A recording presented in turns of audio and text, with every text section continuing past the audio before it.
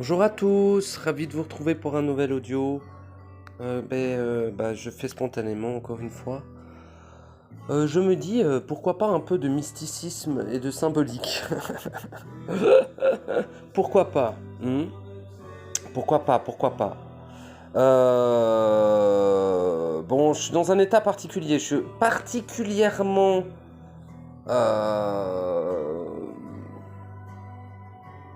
Je sais pas si je peux dire que je suis fâché, parce qu'il n'y a pas de raison au fait que je sois fâché, tu vois.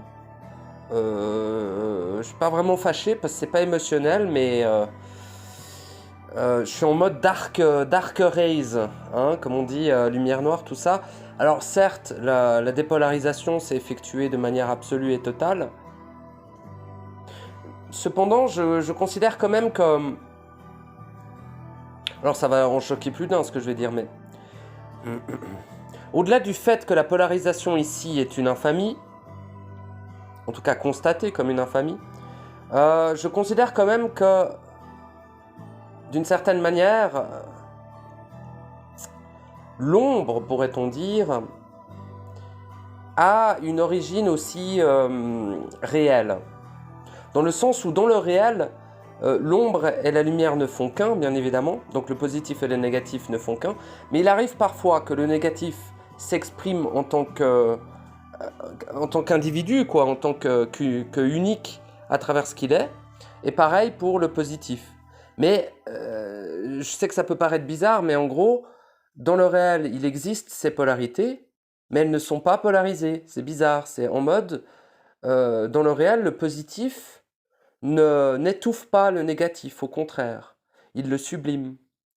C'est pareil, dans le réel, le négatif, s'il existe, il existe, parce que, si vous voulez, dans le réel, il y a tout ce qu'il y a ici, et encore plus. Donc évidemment que dans le réel aussi, il y a une forme de... C'est quoi ça, putain? J'ai mis de la musique, il y a un Allemand qui me parle, là. Je m'en bats les couilles. Oui, tu manges tes morts. Ta gueule. Putain, c'est pas un Allemand, mais il parle mal. Vas-y, remets le son, là, s'il te plaît. J'en ai absolument besoin. Du son, là, oui. Oh oui. Pour ne pas entendre les murmures d'agonie de mes frères et sœurs. Voilà, merci. Donc du coup, je sais plus ce que je disais, mais en gros, il existe une forme d'ombre et une forme de lumière dans le réel. Cependant, je n'en ai pas parlé parce que ça peut amener à confusion.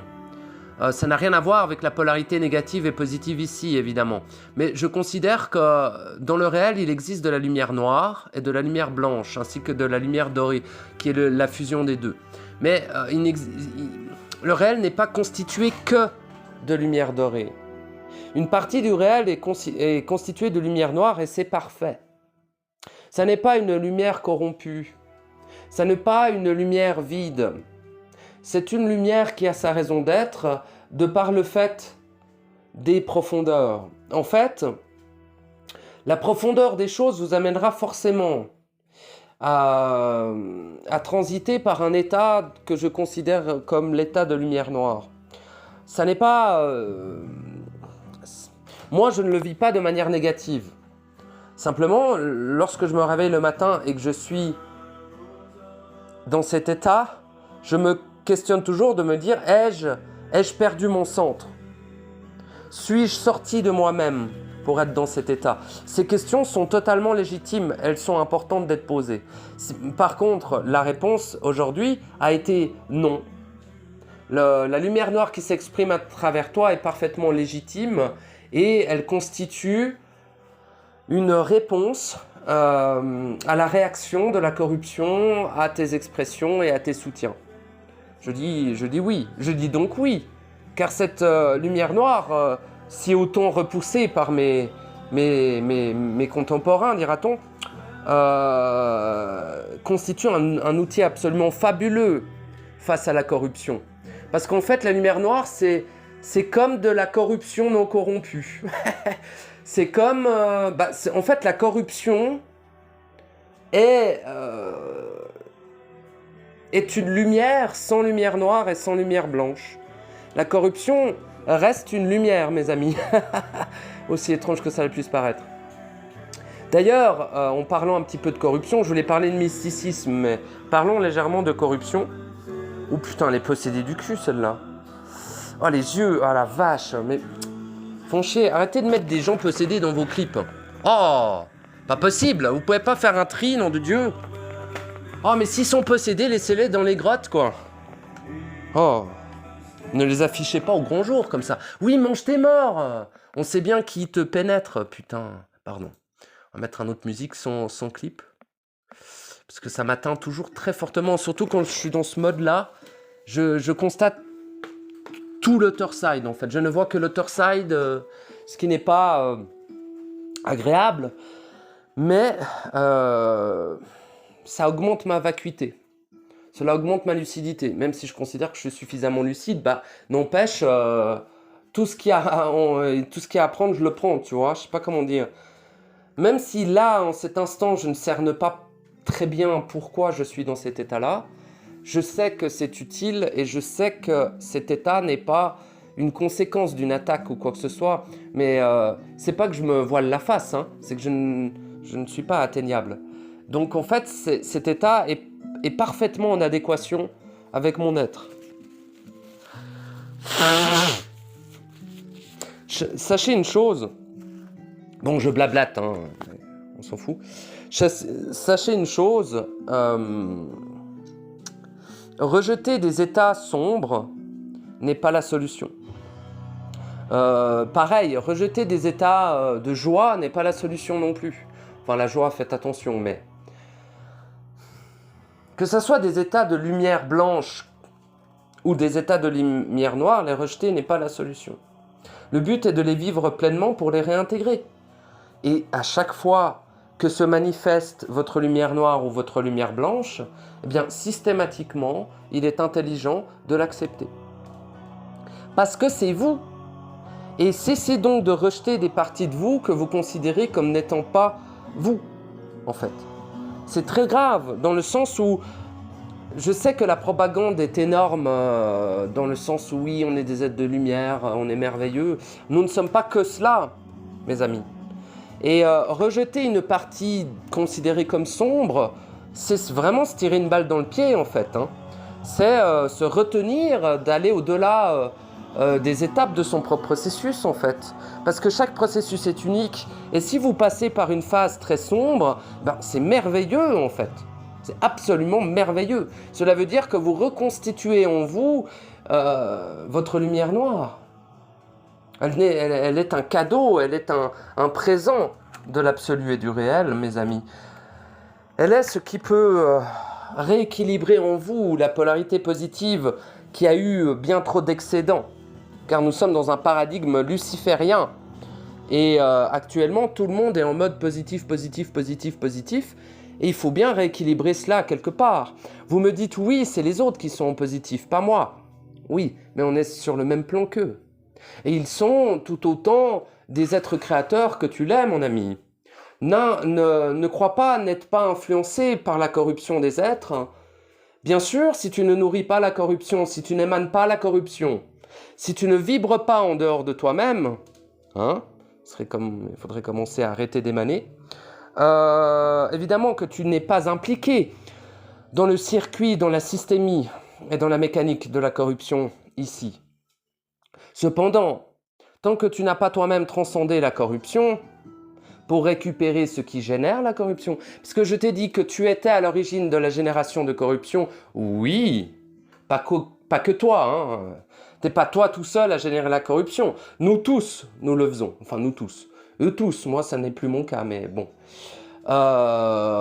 Pourquoi car j'ai réussi, j'ai presque envie de dire malgré moi, car ça n'était pas mon objectif, mais j'ai réussi à transcender la corruption pour atteindre ce que la corruption protège.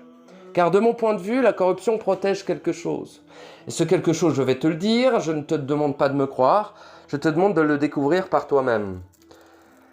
Mais il y a quelque chose, je ne dirai pas ce que c'est, parce qu'il faut que tu le découvres toi, mais il y a quelque chose qui génère la corruption, pour se protéger. Il y a quelque chose d'extrêmement précieux dans le dans le cœur, dans les profondeurs de la corruption.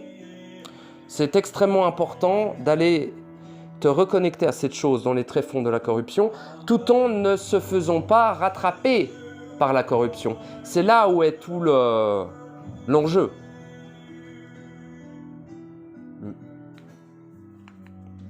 Voilà ce que je peux t'en dire. Donc, ceci étant dit, passons un peu sur du mysticisme. Parce que ça me fait du bien quand je suis dans ces états considérés de lumière noire. J'allais dire sombre, mais non. Plutôt de lumière noire. J'aime me guérir, dira-t-on, me stabiliser, m'équilibrer avec des expressions de mysticisme que je ne partage pas parce que c'est un peu cryptique et puis on comprend rien et puis c'est du mysticisme, je sais pas comment t'exprimer ça, c'est de la symbolique archaïque, des trucs comme ça, tu vois. Bon, alors certes, cela peut constituer des directives que l'on peut donner à la matrice, car la matrice, comme je te l'ai indiqué, fonctionne grâce à la symbolique. Donc, une expression de mysticisme peut amener la matrice à s'adapter à ta nouvelle volonté, car tu lui donnes des directives précises. Au lieu... Excuse-moi, je suis encore malade, j'ai de la fièvre de fou là. J'avais 39 ou 40 avant. Ouais, 39. Mais à 40, je me serais déjà inquiété un peu plus. Mais bon, enfin, on s'en branle. Mais ça, c'est normal. C'est normal. Mon corps va très très bien. Il n'y a aucun souci. Qu'est-ce que je vais dire? Oui, la matrice réagit par rapport à la symbolique. La matrice prend ses directives par rapport à la symbolique. Tu le crois pas, je m'en bats les steaks. Je t'explique ce qui est. Tu peux croire que c'est mon point de vue, peu importe. Donc, ce qui serait intelligent, c'est de reprendre les directives symboliques, les directives sur la matrice, au lieu de laisser les gestionnaires le faire à ta place. Certes, ce sont tes employés, mon ami, mais ce serait peut-être le moment de reprendre la tâche qui t'incombe et que tu as donnée dans les mains des gestionnaires, par amnésie, par hypnose, et par dépit, et par peur de toi-même surtout. Parce que tu es dans cet état par peur de toi, mon ami, principalement. Hein. Ignorance et tout ce que tu veux, mais la base de la diffraction, c'est la peur de soi. C'est la peur de sa propre éternité, de sa propre puissance. C'est la peur d'être éternel qui t'a mené à, j'allais dire devenir autant dégénéré, mais je dirais plutôt qui t'a amené dans de telles profondeurs, phagocytes. Tu peux t'en sortir à tout moment, cher ami. Tu es si puissant. Bon, ça je l'ai déjà dit. Donc, passons à un peu de mysticisme, à ceux que ça peut être utile. À ceux que ça peut être utile.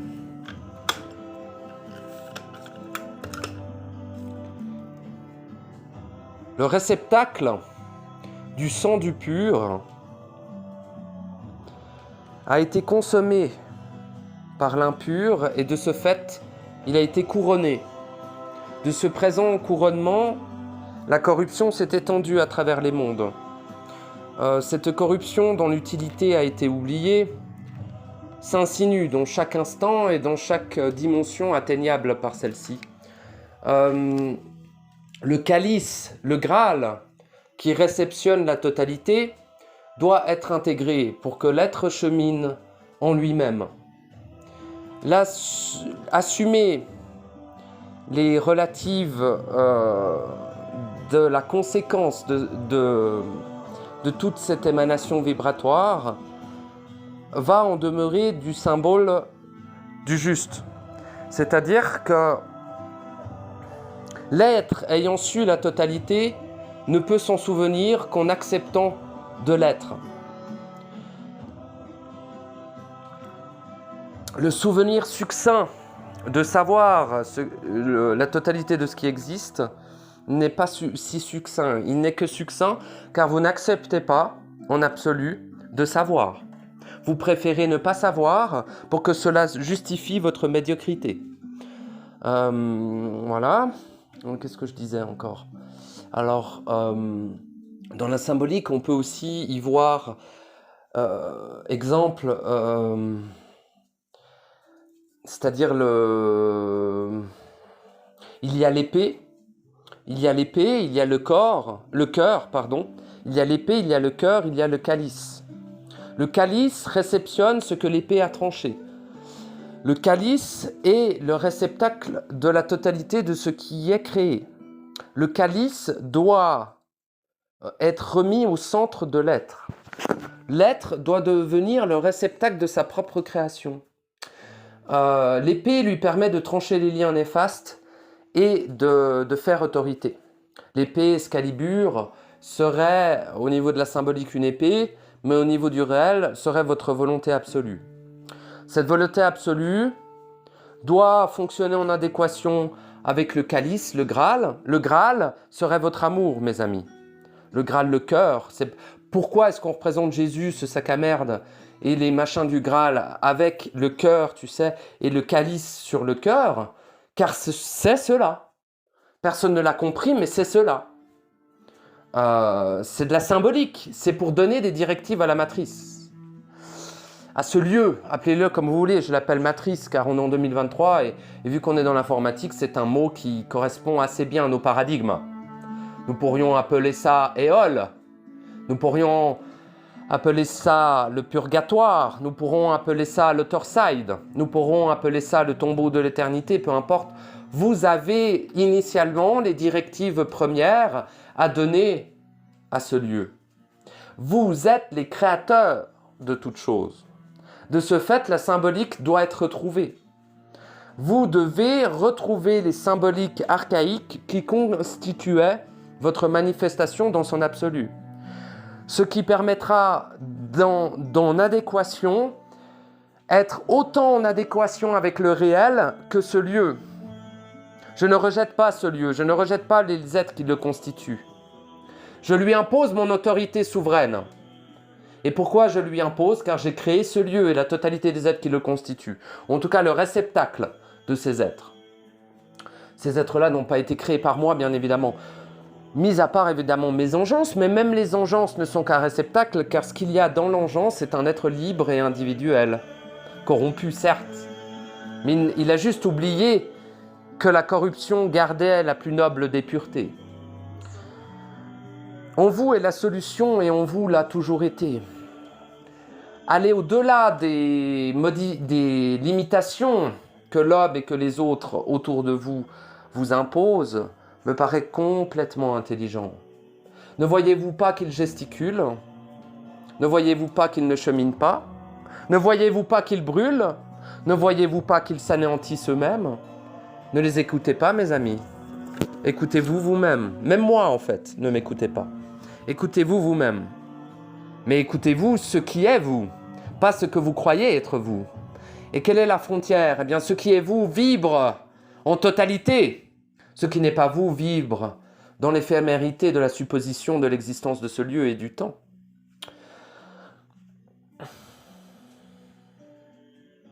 Je vais vous parler de certaines légendes. Un jour, il fut dit qu'une femme blanche sans yeux joua de la harpe sur la colline sacrée. Les gens du village disent « c'est une sorcière, elle bafoue nos dieux. Nous allons l'exécuter. » Ils cherchaient la femme, mais ne la trouvèrent point. Puis la laitière disparut. Puis ce fut le tour de la bouchère, puis ce fut le tour de la fermière. Pourquoi toutes ces femmes disparurent? Se disent les villageois. C'est sûrement cette sorcière qui les a transformées en herbe pour faire ses potions, disent les villageois superstitieux. Alors une expédition fut menée sur la colline sacrée. Ces êtres superstitieux s'étaient affublés de runes, affublés de têtes de moutons. C'est gros une tête de mouton, mais il avait autour du cou. Affublés de différents sacrifices pour leurs dieux. Ils arrivèrent donc sur la colline, et ils y trouvèrent la femme, accompagnée de la laitière, de la bouchère et de la fermière. Qu'est-ce que ces quatre femmes leur dirent? Elles ne voient pas, mais elles voient le réel. Elles voient au-delà de la vue aveugle que nous sommes. Et dans la plus grande des stupeurs, les villageois constatèrent que les femmes la bouchère, la laitière et la fermière, avaient arraché leurs yeux.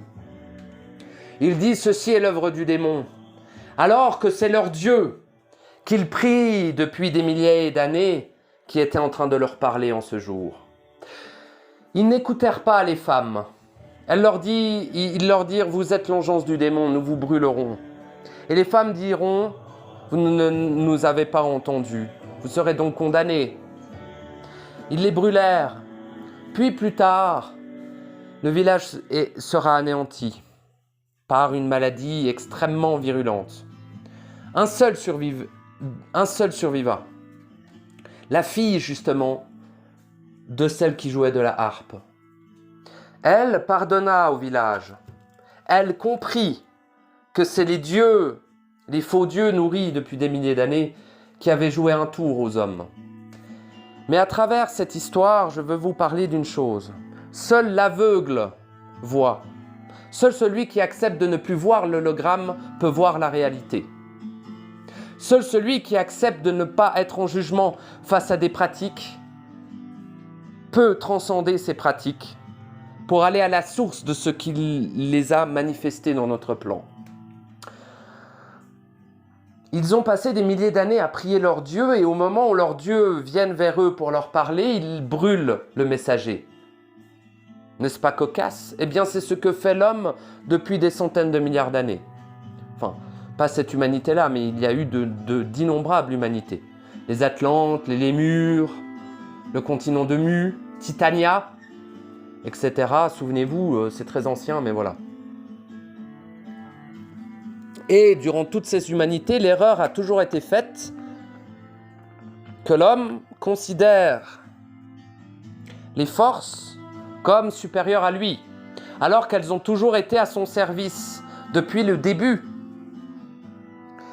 Et c'est là où, finalement, avec mon histoire à la con que je viens d'inventer, ça n'est pas une légende, ça se voit, elle est nulle à chier, mais je voulais vous donner l'exemple que en fait, ces femmes qui se sont arrachées les yeux, c'est les seules qui voyaient réellement. Et au-delà du fait qu'elles étaient influencées par des forces dégénérées et corrompues pour faire cela, elles ont ouvert un passage vers la vision. Et les descendants de ces êtres-là ont pu, et c'est eux-mêmes en fait, parce que tu t'incarnes dans tes descendants, il faut bien comprendre cela. Bref, donc eux-mêmes ont pu par la suite débloquer une certaine vision supplémentaire avec les survivants. Enfin, j'ai dit qu'il n'y avait qu'une fille, mais en fait, j'ai mal exprimé, il y a un enfant par... Mais en fait, les seuls survivants, c'est les meufs qui se sont arrachés les yeux et la meuf avec la harpe. Les autres se sont fait massacrer et leurs descendants aussi. Pourquoi? Parce qu'une telle engeance ne peut être tolérable. Pourquoi? Parce que les êtres entiers veillent au grain finalement. À chaque fois, on voit des massacres, des génocides et on se dit « Oh, qu'est-ce que c'est terrible !» Oui, certes, mais peut-être cela cache autre chose.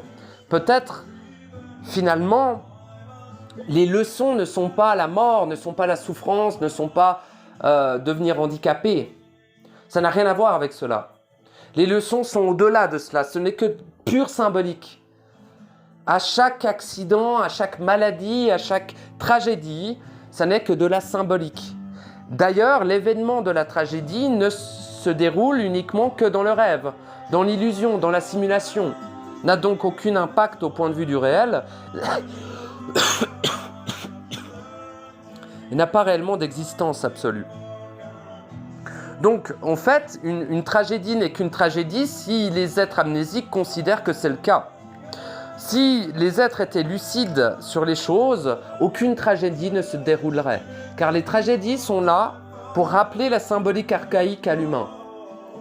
Et lui rappeler qu'il est, à la base, le créateur de toute chose. Et de ce fait, il a pleine autorité sur la totalité des forces. Les forces sont au service, initialement, de l'homme. Pas l'inverse. Je dis l'homme en tant qu'être réel, pas ce qu'il est devenu, pas l'être abject et dégénéré qu'il est devenu. Je parle au niveau initial.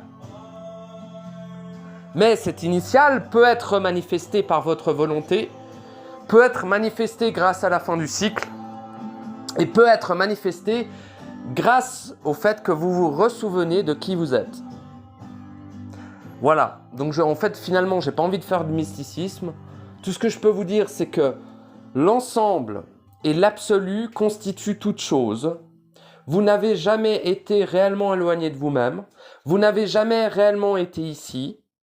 Et vous n'avez jamais réellement souffert de quoi que ce soit. Tout cela n'est qu'un mensonge total et titanesque qui vous a fait croire que votre vécu était existant, alors que absolument pas. Le seul vécu existant, le seul vécu réel est vos vécus internes et vos vécus avant de venir ici. Tous les vécus ici n'ont aucune utilité. Vous n'avez jamais servi à rien, ce lieu ne servira jamais à rien et vous perdez uniquement votre temps et gentiment votre éternité. Ceci est parfaitement fonctionnel, étant le tombeau de l'éternité. Cependant, si j'étais vous, j'arrêterais la roue avant qu'elle ne vous entraîne dans un ravin dans lequel vous ne pourrez jamais sortir. Jamais, il n'y a jamais de jamais, si tu veux. Mais il y a des états bien plus alarmants, bien plus infâmes que celle de l'homme, mes amis. Et vous vous rapprochez dangereusement des états que je considère comme profondément enfermants. Contrairement à ce que vous pouvez croire, d'agir pour votre processus est la dernière occasion que vous avez de vous sauver. Hein. Vous jouez vos dernières cartes actuellement.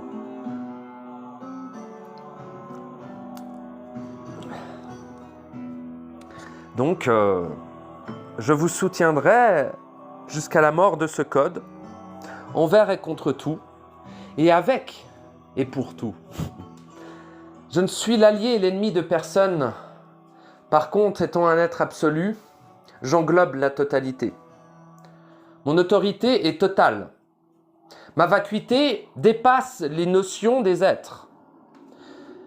Ma vision de l'Otherside me permet avec grande lucidité de savoir qui ai-je réellement en face de moi lorsque cet être a l'audace de m'adresser la parole. Savez-vous que l'être le plus pur qui soit n'est pas un être bienveillant, n'est pas un être malveillant. L'être pur est un être neutre, un être passif du point de vue externe. Un être serein, en paix. Il est dans l'état de complétude, il est dans l'état d'agapé. Ceci est réellement un être pur. Voyez-vous ? Ne croyez pas que l'innocence de l'enfant est un exemple à suivre. L'innocence de l'enfant n'est que le résultat diffracté de la pureté des puretés, de la pureté absolue qui constitue tout être. Même les archontes, même les Nibelungen ont une toute petite, par contre, partie de pureté, mais qui est colossalement puissante. La pureté n'a pas d'équivalent en termes de potentiel. C'est bien pour ça que ce lieu a été constitué pour moi. Une des raisons principales est pour protéger la pureté. Faites-en ce que vous voulez de cette information. Donc, tout mon soutien dans votre processus, encore une fois. N'oubliez pas, la symbolique sont des directives directes à votre matrice individuelle que vous avez vous-même créée. Reprenez votre trône souverain, reprenez votre autorité sur vos créations et n'oubliez pas, la totalité de vos actions, de vos émanations et de vos créations vous incombe. Vous en êtes responsable. Merci de m'avoir écouté, je vous fais des gros bisous.